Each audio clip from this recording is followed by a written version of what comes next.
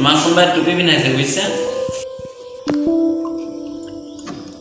হেই কি ক মহাপুৰুষ শ্ৰীমন্ত শংকৰদেৱে 200 বছৰ জীয়াই নাথাকিলে আৰু মই আৰে ভাই তাকেতো ন বেস্ট ফ্ৰেন্ড পড়াটো গাৰ্লফ্ৰেন্ড হয় Sorry. কৈছো ন sorry. মই প্ৰহেলিকা। ৰোদৰ পিঠি তুমি বৰখাৰ স্মৃতি তুমি ফুলৰ স্নিগ্ধতা তুমি বুকুৰ স্পন্দন তুমি যে তুমি